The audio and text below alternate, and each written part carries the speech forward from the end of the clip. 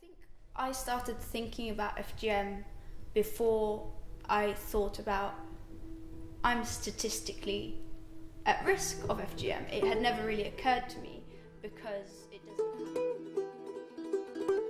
Sound recording. My name is Niayesh Fekri. My name is Sundus Mahdi. My name is Lujaina Tahami. And I believe that we can end FGM in a generation. My grandparents come from Upper Egypt, where FGM is very highly practiced. But they made a very important decision that they would choose not to perform FGM on their daughter because they saw their daughter and son as equals. When I went to Sudan, I kind of picked up a conversation. It was a conversation between two generations, and it was more of whether the older generation wanted FGM to be performed on a girl. My story as an Iranian is that I started talking about FGM to my mum.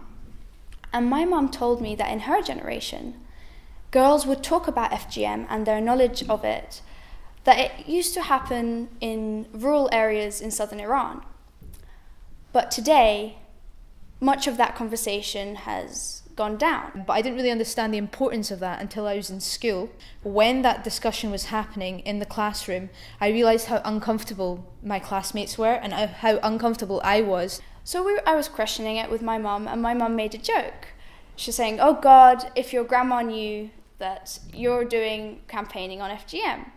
It was a joke, but it really highlights how much of a taboo it is to talk about FGM in Iran right now.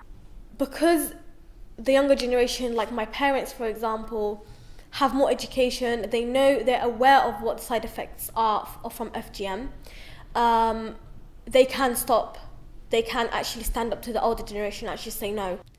Having said that, there's been a few different women's groups around since 2013 that have been working on campaigns against FGM and working with the communities. And that's when I realised how proud I was of my grandparents for making that decision, because that led to ending FGM in a generation and ending FGM in my family.